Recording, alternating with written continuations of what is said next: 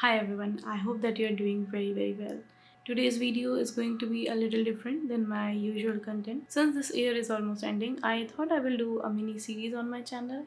So for these last days of the year, I will be sharing a lot of videos and like this video for engagement and subscribe to the channel to stay updated for all the upcoming videos. Now let's get started with today's video. Today I'm going to share with you the apps and tools that I usually use, but this year I have used them quite extensively to improve my workflow and make everything a little easier for me as an artist and art content creator. The first tool is vidIQ. Now their keyword inspector is the most valuable tool for me, as I can easily make search based content which is basically evergreen. They also have other tools such as channel audit and daily ideas.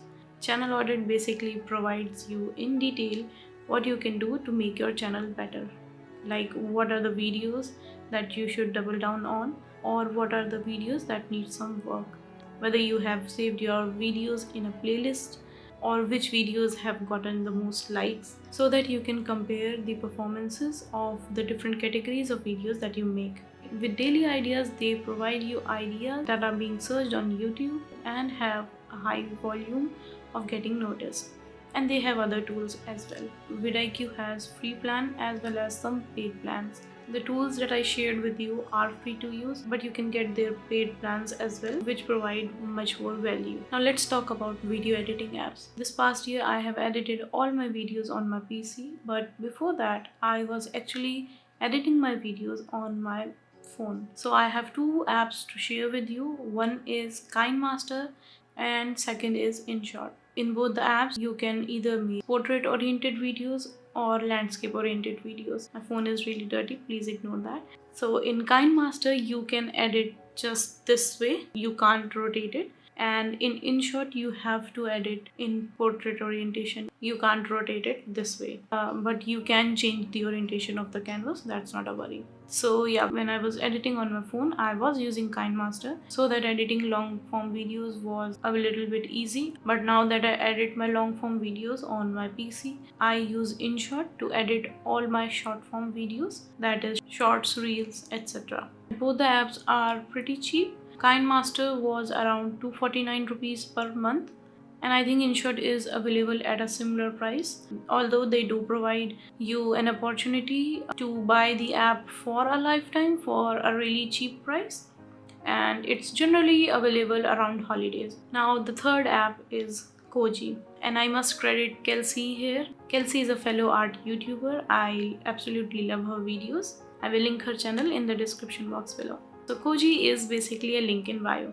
As you all might know, you can only add one link in your Instagram bio. So there are different apps that you can use to add lots of links in your bio. I was using another tool for this before, but of course, as I discovered Koji, I instantly switched to it. One of the main reasons being you can really customize it to match to your aesthetic, and I think most of the customizations are free. I was really able to select the background image, the images of the icons, the colors of the buttons, everything was so customizable. You can also sell physical and digital products without actually having a website, which is really wonderful. I have switched to Koji a few months ago and I have been really enjoying using it. Next app is the YouTube Studio app. Now, as you know, I make a lot of YouTube videos and I love to go through my YouTube analytics. Earlier, the YouTube Studio app didn't provide a lot of information. It was really limited. But with constant updates, they have changed everything. They have introduced the research tab, the ability to monetize your channel from the app,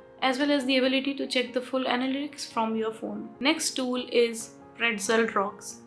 Now this year I have been streaming a lot, especially in the last month. I have streamed more than 40 hours on Twitch. So of course I needed some copyright free music, which Pretzel provides. Now if you don't know, you can actually get a DMCA copyright strike on your Twitch channel if you use copyrighted music. Now of course, if you don't save any of the videos and clips from your live stream, you can get past that. But like a lot of streamers, I really like to have my videos available there for whatever period of time Twitch allows. Also, a lot of times when you stream on Twitch, you upload the VOD on your YouTube channel, and there is an option for that on Pretzel as well. You can stream the music that is also safe for YouTube. So you are creating content for both the platforms at the same time without getting any copyright strike on any of the platforms.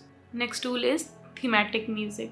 I used to use YouTube Audio Library, which I still use a lot of times, but the music there is quite limited. And if you have seen my channel recently, I have been doing a lot of ambient and aesthetic videos, so I really wanted music that would suit the theme, and I had a lot of trouble finding that type of music in the YouTube Audio Library. So I found Thematic has a free version as well as a pro version.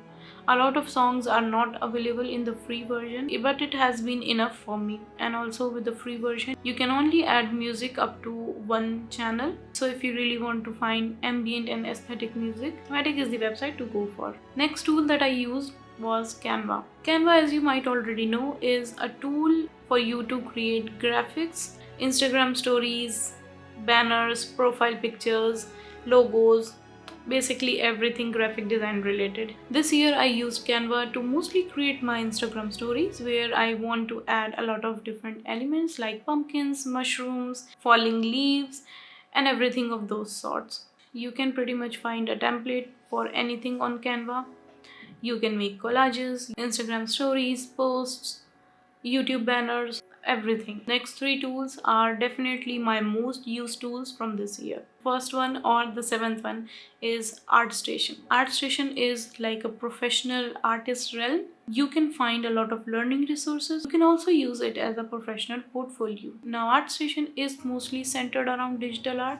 I have seen very less traditional art there, so it's definitely more focused on digital art. Eighth tool, Notion. I use Notion to plan almost everything this year. The tool that I used the most in Notion was their daily task goals. So what happens with me, like I start painting or editing my video, something that's going to take me time, and it's evening suddenly, and I realize I haven't done a lot of things that I needed to do that day.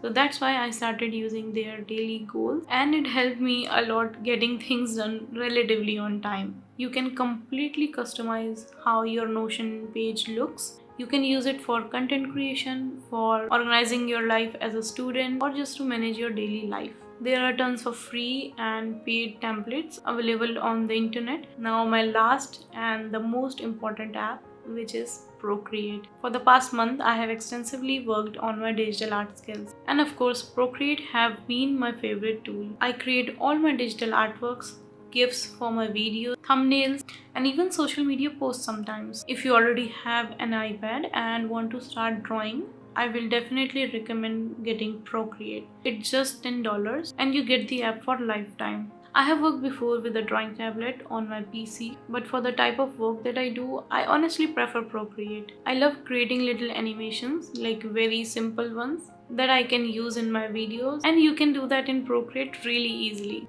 And if you're someone who wants to stream their digital art but don't have a lot of resources, you can stream from your iPad directly. So yeah, those were my top 10 tools and apps that I used this year that helped me in content creation, and actually they even helped me in creating more art. I hope you enjoyed watching this video. If you did, please give this video a thumbs up. It really helps the channel. And as I said in the beginning, this video is a part of mini series on the channel, and you can expect a lot more videos like this in the coming days. So if you want to get notified for all of them, subscribe to the channel, and I will see you guys next time. Bye.